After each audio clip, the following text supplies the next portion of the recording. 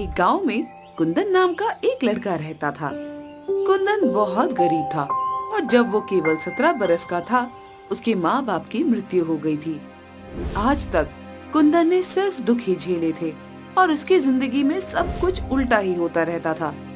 उसके पिता के मरने के बाद गांव में एक धम्मू सेठ ने कुंदन से कहा, कुंदन के बच्चे, तेरे पिता ने मुझसे बहुत सा कर्ज लिया था। अब वो तो मुझे कर्ज वापस किए बिना ही ऊपर चला गया। तू बता, मुझे कैसे पैसे वापस लौटाएगा? सेठ जी, आप तो जानते हैं मेरे पास कुछ भी नहीं है। मैं किस तरह आपको धन लौटा पाऊंगा? ले देकर बस मेरे पास एक झोपड़ी है जिसमें मैं रहता हूँ। उस झोपड़ी का मैं क्या करूं? अगर पैसे नहीं है तो तुझे उम्र भर मेरे खेतों में मजदूरी करनी पड़ेगी। अरे तभी कर्ज चुकेगा और मैं इसके तुझे पैसे भी नहीं दूंगा। कुंदन नादान था, इस वजह से वो धम्मू सेठ की बात आसानी से मान जाता है।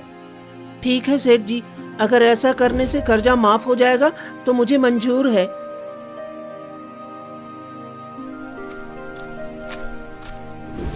फिर क्या था, कुंदन धम्मू सेठ के खेतों में मजदूरी करने लगता है। दिन भर वहाँ मजदूरी करने के बाद धम्मू सेठ कुंदन को सिर्फ रात का खाना ही देता था और वो भी सिर्फ 2 सूखी रोटियां। ये ले, इसे खाकर सो जा और कल सुबह जल्दी उठकर फिर से काम पर लग जाना। सुबह पैर पसार कर सोते मत दिखाई देना, वरना तेरी खैर नहीं। जी सेठ जी।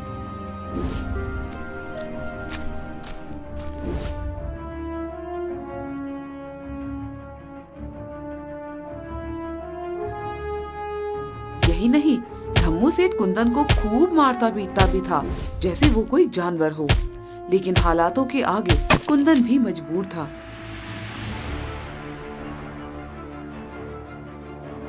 ऐसे ही कुछ साल बीत जाते हैं और कुंदन 25 वर्ष का हो जाता है। एक दिन सुबह सुबह कुंदन को उठने में जरा देरी हो जाती है, तो वो जल्दी से धम्मू सेठ के खेतों की तरफ भागता है। अरे बाप रे, उठने में बड़ी देर हो गई। जल्दी से खेत पहुंचता हूँ, वरना सेठ जी बहुत गुस्सा करेंगे। जैसे ही कुंदन खेत में पहुंचता है, वो देखता है कि धम्मू सेठ लाठी लिए गुस्से में उसका इंतजार कर रहे थे।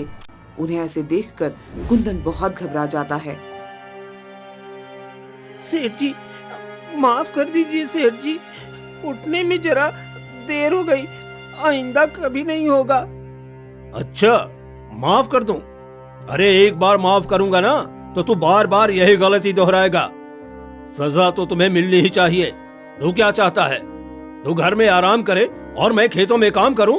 रुक, अभी बताता हूं तुझे। इतना कहकर सेठ कुंदन को बेरहमी से पीटने लगता है। वैसे तो कुंदन हमेशा सेठ जी की मार खा लेता था, क्योंकि उसे लगता था कि सेठ जी के अलावा उसका इस दुनिया में कोई है भी नहीं। लेकिन आज कुंदन सेठ जी को जवाब देते हुए कहता है, बस करिए सेठ जी, कितना पीटेंगे? रात में आप ही ने मुझसे खेतों में देर तक काम करवाया, इसीलिए तो मुझे घर लौटने में देरी हुई थी और इसी वजह से मैं सुबह जल्दी नहीं उठ पाया। तो भला इसमें मेरी क्या गलती है? सेठ जी कुंदन का ऐसा जवाब सुनकर बौखला जाते हैं। ओ, तो तू क्या चाहता है कुंदन? गलती किसकी है? हाँ, मेरी? अरे तू तो अपने माँ बाप को भी खा गया और अब मेरे टुकड़ों पे पलकर मुझसे ही जबान लड़ाता है। जा निकल जा मेरे खेतों से। जब भूखे मरेगा तब आएगा मेरे पास ही लौटकर। सेठ की ऐसी कड़वी बातें सुनकर कुंदन की आंखों में आंसू आ जाते हैं। ठीक है, मैं जा रहा हूँ। वो खेत छोड़कर सीधा गांव के बाहर की तरफ भागने लगता है।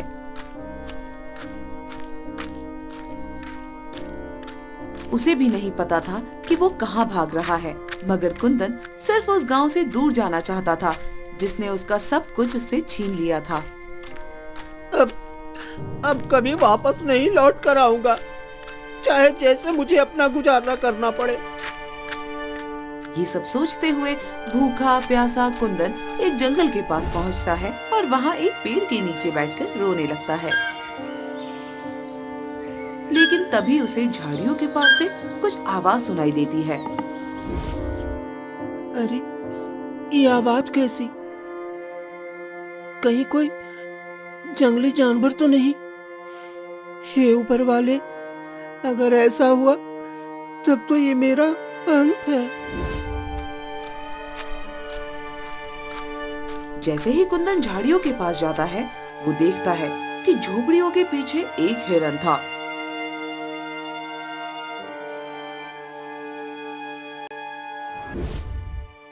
कुंदन हिरन को प्यार से सहलाते हुए कहता है, ओह, तो वो तुम थे। तुमने तो मुझे डरा ही दिया था दोस्त। हिरन कुंदन के साथ कुछ देर खेलता है और फिर उछलता कूदता हुआ भाग जाता है। लेकिन तभी कुंदन की नजर सामने एक पेड़ के नीचे बैठे साधु पर पड़ती है। साधु बैठकर तप कर रहे थे। कुंदन को ऐसे झाड़ियों के पास खड़ा देखकर साधु मुस्कुरा देते हैं और प्यार से उससे कहते हैं, क्या हुआ बेटा, तुम यहाँ क्या कर रहे हो? आओ, मेरे पास आओ। कुंदन साधु के बुलाने पर उसके पास जाता है। क्या बात है बेटा, बड़ा परेशान लग रहे हो? हाँ बाबा, परेशान तो हूँ। जीवन में कुछ अच्छा नहीं चल रहा। भूख प्यास और थकान से शरीर भी व्याकुल है। अच्छा, तो सबसे पहले तुम उस झोपड़ी के अंदर जाओ। वहां कुछ फल रखे होंगे, उन्हें उठाकर लाओ। कुंदन साधु की बात मान लेता है और झोपड़ी के अंदर कुछ फल उठा लाता है।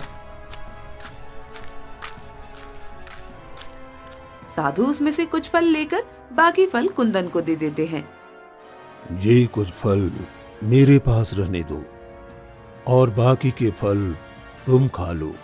लगता है सुबह से तुमने कुछ नहीं खाया। कुंदन को ये सुनकर बड़ी प्रसन्नता होती है। धन्यवाद बाबा। आपको कैसे पता चला कि मैंने सुबह से कुछ नहीं खाया था? मैंने तो बस इतना बताया था कि मैं अभी भूखा था। बस यूं ही समझ लो कि मुझे ऊपर वाले ने बताया है। अच्छा, जरा अपना हाथ लाना तो। कुंदन साधु की बात सुनकर कुछ समझ नहीं पाता, लेकिन फिर भी वो अपना एक हाथ साधु की तरफ बढ़ा देता है। कुंदन का हाथ साधु बड़े ध्यान से पढ़ने लगते हैं। वाह, ऐसी लकीरें तो मैंने आज तक सिर्फ राजा महाराजाओं के हाथ में देखी है बेटा। तुम तो बहुत तकदीर वाले हो। कुंदन को साधु की बात पर हंसी आ जाती है। ये आप कैसी बातें कर रहे हैं साधु महाराज? आपकी बातों से तो मुझे ऐसा लग रहा है आप मेरा हाथ देखने का सिर्फ नाटक कर रहे हैं और आपको लकीर पढ़ना आता ही नहीं। कुंदन की बात पे साधु मुस्कुरा देते हैं। क्या हुआ बेटा, तुम ऐसे क्यों कह रहे हो? मैंने आज तक अपना जीवन गरीबी में बिताया है बाबा। मेरे माता पिता की मृत्यु हो गई। जीवन भर उस सेठ ने मुझे मारा पीटा। अरे मेरी जैसी किस्मत तो किसी की ना हो। और आप कहते हैं मेरी लकीर महाराजाओं जैसी है और मैं बहुत तकदीर वाला हूँ। ये सब सुनकर साधु महाराज फिर से मुस्कुरा देते हैं। बेटा तुम चिंता मत करो, तुम्हें जल्द ही मेरी बातों पर यकीन हो जाएगा। मेरे ख्याल से तुम्हें यहाँ से पश्चिम दिशा की तरफ जाना चाहिए और ये फल अपने साथ ले जाओ, रास्ते में तुम्हारे काम आएंगे। फिर क्या था, कुंदन साधु के दिए फल लेकर पश्चिम दिशा की तरफ चलने लगता है। शाम होते होते जंगल का रास्ता खत्म हो जाता है और कुंदन को एक गांव दिखाई देता है। गांव देखकर कुंदन को बड़ी खुशी होती है। आखिरकार गांव आ गया। अब मुझे कम से कम जंगली जानवरों के बीच जंगल में नहीं सोना पड़ेगा। कितना डरावना जंगल था वो। लेकिन अब मुझे रहने के लिए कोई जगह ढूंढनी पड़ेगी।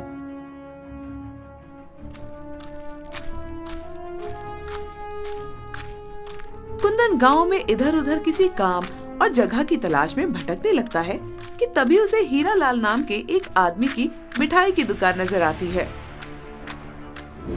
हीरालाल एक बूढ़ा आदमी था और सभी ग्राहकों से बड़े प्यार से बात कर रहा था।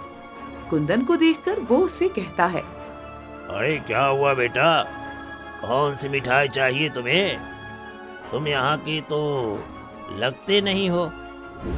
जी वो नहीं नहीं, मैं इस गांव का नहीं हूँ और मुझे कोई मिठाई नहीं चाहिए। क्या मुझे आपकी दुकान में अभी कुछ काम मिलेगा? बदले में आप बस मुझे आज रात गुजारने के लिए जगह दे दीजिए। अच्छा ठीक है, तुम ये सब मिठाई के खाली डब्बे संभालने में मेरी मदद कर दो।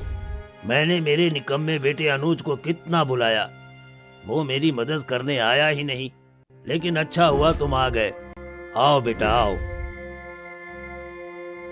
कुंदन बड़े मन से हीरालाल की मदद करने लगता है। हीरालाल को भी कुंदन से बात करके बड़ा अच्छा लग रहा था।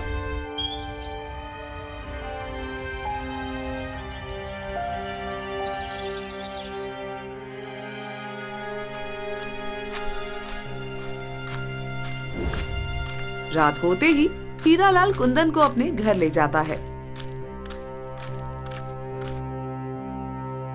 जहाँ पर सिर्फ हीरालाल और उसका बेटा अनुज अकेले रहते थे। अनुज की माँ का बहुत पहले ही देहांत हो गया था। अरे पिताजी, ये किस भिखारी को उठा कर ले आए आप?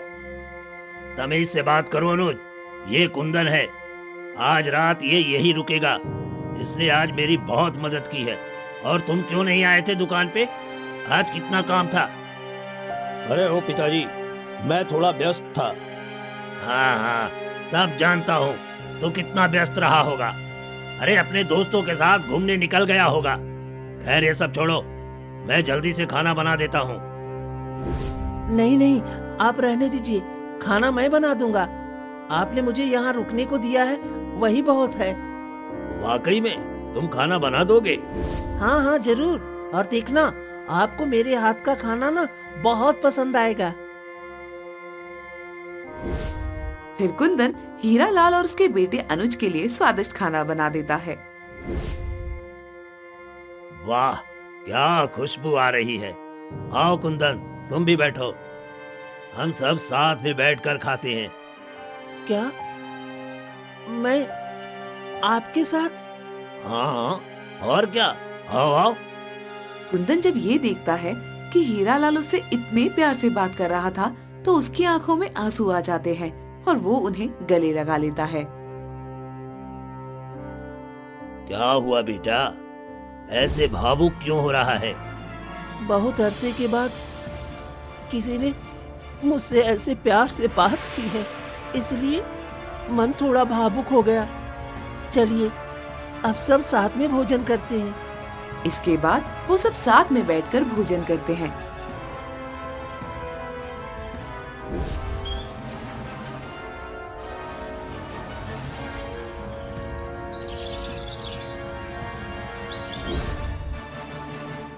अगले दिन सुबह सुबह कुंदन जल्दी उठ जाता है और सबके लिए नाश्ता भी बना देता है।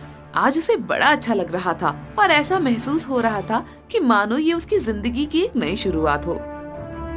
सेठ जी उठ जाइए, मैंने आपके लिए नाश्ता बना दिया है और अनुज सेठ को भी उठा दीजिए। आहा, क्या खुशबू है चाय की, वाह। अरे तूने तो मेरा दिल ही खुश कर दिया कुंदन। अरे ऐसे तो सिर्फ मेरी पत्नी ही मुझे नाश्ता बनाकर खिलाया करती थी, तूने तो मुझे उसकी याद दिला दी। और हाँ, ये क्या सेठ सेठ लगा रखा है? हाँ, एक काम कर, तू मुझे चाचा कहकर बुलाया कर। हीरालाल की ये बात सुनकर कुंदन को बहुत अच्छा लगता है। वो खुशी से कहता है, ठीक है हीरा चाचा। अरे अनुज, अरे उठ जा, देख कुंदन ने कितना अच्छा नाश्ता बनाया है।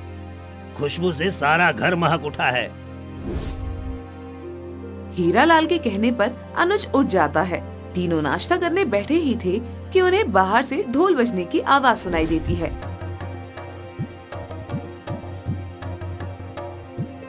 अरे ये कैसी आवाज है चाचा? अरे बेटा, लगता है महल के सैनिक गांव वालों के लिए कोई संदेशा लाए हैं। वो इसी तरह ढोल बजाकर सबको बुलाते हैं। चलो हम भी चलकर देखते हैं।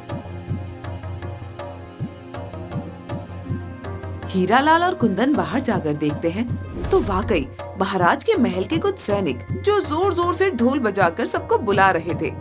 जब सब गांव वाले वहां इकट्ठा हो जाते हैं तो एक सैनिक बोलता है, सुनो गांव वालों, राजकुमारी मैना अपने विवाह के लिए उचित वर ढूंढ रही हैं। जो भी गांव वाला उनकी एक खतरनाक शर्त पूरी करेगा, महाराज उसका विवाह राजकुमारी मैना से करवा देंगे और राज्य भी उसी को सौंप दिया जाएगा।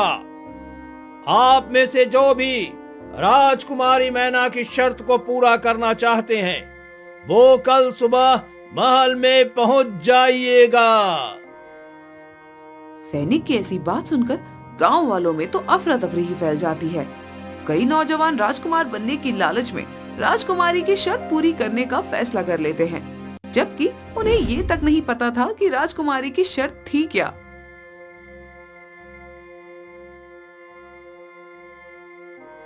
बताओ, सभी लोग अब राजकुमारी की शर्त को पूरा करने का सपना देख रहे हैं। न जाने वो कौन खुशनसीब होगा जिसकी तकदीर बदल जाएगी। जब हीरालाल ये सब सुनता है तो वो भी अपने बेटे से कहता है, ए अनुज, अरे क्यों न तू कल महल में जाकर एक बार अपनी किस्मत आजमा ले। हालांकि बहुत मुश्किल है, पर क्या पता राजकुमारी तुझे पसंद ही कर ले। अरे ठीक है पिताजी, मैं कल चला जाऊंगा। अरे क्या मालूम राजकुमारी मुझे देखने ही शर्त वर्त भूल जाए और मुझसे विवाह करने को तैयार हो जाए। उनका मुझ जैसे नौजवान पर फिदा हो जाना कोई बड़ी बात तो नहीं है ना। खाली पुलाव पकाना तो कोई तुमसे सीखे बेटा। असल जीवन में बिना कठिन परिश्रम के हमें कुछ नहीं मिलता। जी हाँ, आपने बिल्कुल सही कहा चाचा। मैंने भी जीवन में यही सीखा है। हाँ तो कुंदन, तुम भी इसके साथ कल महल चले जाना। क्या पता तुम्हारा भी भाग्य चमक जाए या फिर तुम्हें वहाँ कोई नौकरी ही मिल जाए। चाचा, मुझे अपनी किस्मत पर तो बिल्कुल भरोसा नहीं है। कहाँ राजकुमारी और कहाँ मैं। लेकिन हाँ, शायद मुझे वहाँ कोई नौकरी जरूर मिल जाए।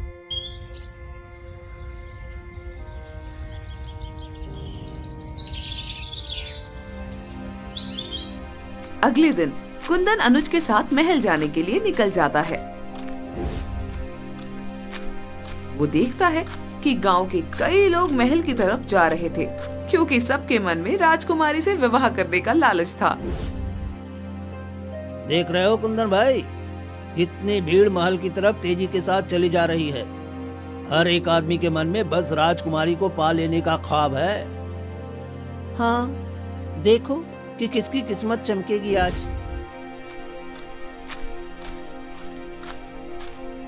थोड़ा चलने के बाद सभी गांव वाले महल की सभा में पहुंच जाते हैं।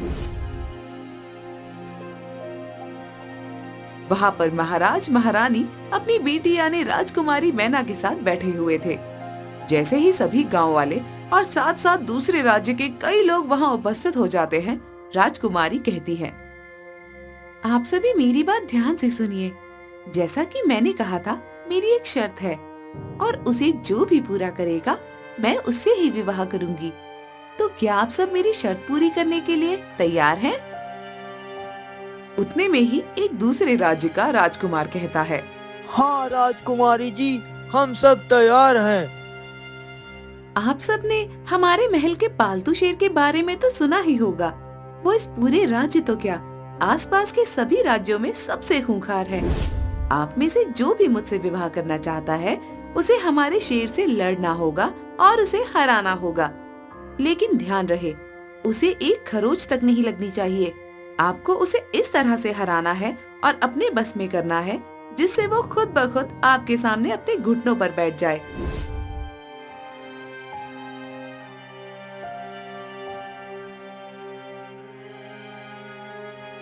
जैसे ही सभा में उपस्थित सभी लोग राजकुमारी की ऐसी शर्त सुनते हैं,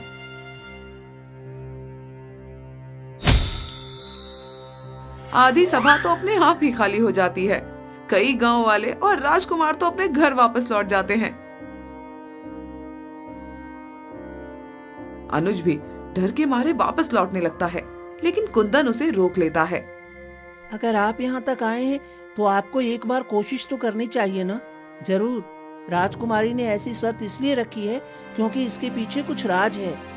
अरे मैं पागल थोड़ी हूँ जो जानबूझ करके शेर के पिंजरे में कूद जाऊंगा। कुंदन और अनुज भीड़ में काफी पीछे खड़े थे, इसलिए उन्हें राजकुमारी ठीक से दिखाई तक नहीं दे रही थी। लेकिन जैसे ही सभा खाली होने लगती है, कुंदन को राजकुमारी मैना दिखाई देती है। वो इतनी खूबसूरत थी कि कुंदन उन्हें देखते ही मोहित हो जाता है। लेकिन अनुज उसका हाथ छुड़ाकर बाकी लोगों के साथ बाहर चला जाता है। अब सभा में कुछ गिने चुने लोग ही रह गए थे। देखा अपने पिताजी, आधे से ज्यादा लोग तो मेरी शर्त सुनते ही भाग गए, और अब ये जो बचे हैं ये शेर को देखकर भाग जाएंगे। बेटी, तुमने रखी भी तो ऐसी ही शर्त है। लगता है तुम्हें विवाह करना ही नहीं है। लेकिन चलो, हम इन्हें शेर के पिंजरे के पास ले चलते हैं। क्या पता इनमें से कोई तुम्हारा होने वाला राजकुमार हो। ये नामुमकिन है पिताजी, ऐसा कोई वीर आज तक इस धरती पर जन्मा ही नहीं है। जो लोग बचे थे उन्हें लेकर सैनिक महल के बगीचे में ले आते हैं।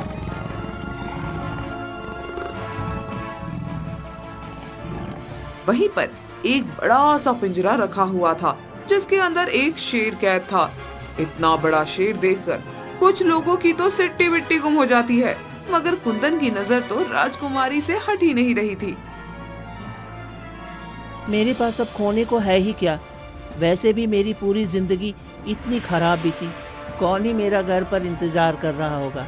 इसलिए मैं एक बार ये शर्त पूरी करने की कोशिश जरूर करूंगा। क्या पता मेरा भाग्य सचमुच में चमक जाए। जैसे ही लोगों के सामने शेर आता है, जो बचे कुचे राजकुमार और गांव वाले भी थे वो भी भाग जाते हैं।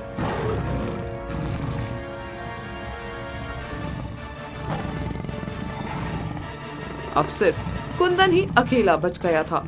कुंदन को अभी भी वहां खड़ा देखकर राजकुमारी जी चौंक जाती हैं। अरे, तुम गए नहीं? लगता है कि तुम्हें अपने जीवन से कोई खास लगाव नहीं है। नहीं राजकुमारी जी, मुझे इस शेर से एक बार लड़ना है और आपकी शर्त पूरी करनी है। और जहाँ तक रही जीवन की बात, तो मेरे जीवन में वाकई में ऐसा कुछ भी नहीं है जिसके लिए मुझे जीने की बहुत चाहत हो। क्या? वाकई में? ठीक है, फिर जाओ उस शेर के पिंजरे में और आजमा लो अपनी तकदीर को। कुछ सैनिक जल्दी से पिंजरा खोल देते हैं और कुंदन अंदर चला जाता है। अंदर शेर गुस्से में कुंदन को देखकर दहाड़ रहा था। कुंदन पहले तो उसे देखकर डर जाता है, लेकिन वो हिम्मत नहीं खोता। शायद राजकुमारी की वो शर्त पूरी करने के लिए मुझे इससे लड़ने की जरूरत नहीं है। मैं इसे शांत कराकर भी तो घुटने के बल ला सकता हूँ। तभी कुंदन देखता है कि शेर के पैरों में तो चोट लगी हुई थी और वहां से खून भी बह रहा था, इसलिए शेर और ज्यादा गुस्से में था। ये देखकर कुंदन सब कुछ समझ जाता है। चोट? मगर अभी तक तो किसी ने शेर से लड़ाई भी नहीं की है। इसका मतलब ये कोई पालतू शेर नहीं है, बल्कि जंगली शेर है। इसे पकड़कर हाल में ही यहाँ लाया गया है। मुझे इसे शांत कर देना चाहिए। तभी शेर गुस्से में कुंदन के ऊपर झपट्टा मारता है, लेकिन कुंदन वहां से हट जाता है और शेर को ऊपर से दबोच लेता है। इसके बाद कुंदन शेर को सहलाने लगता है।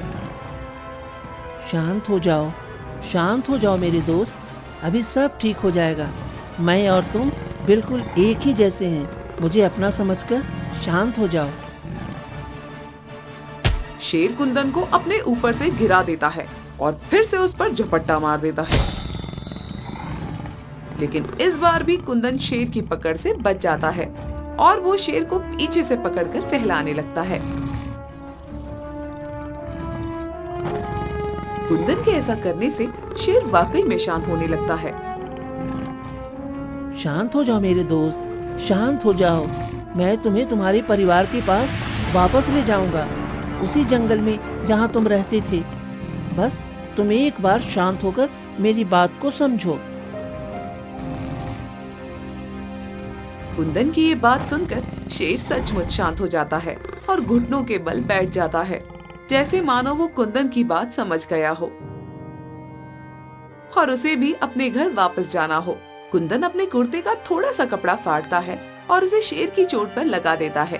ये नजारा देखकर राजकुमारी और महाराज दोनों ही हैरान थे। बेटी, इस लड़के ने तो तुम्हारी शर्त वाकई में पूरी कर दी। अब तुम क्या कहना चाहोगी? हाँ पिताजी, क्योंकि वो सिर्फ हिम्मत वाला और बुद्धिमान ही नहीं है, बल्कि ये मेरी तरह जानवरों के दर्द को भी समझता है। सिपाहियों, उसे पिंजरे से बाहर निकालो और शेर की मरहम पट्टी करके उसे उसके जंगल वापस छोड़ दो।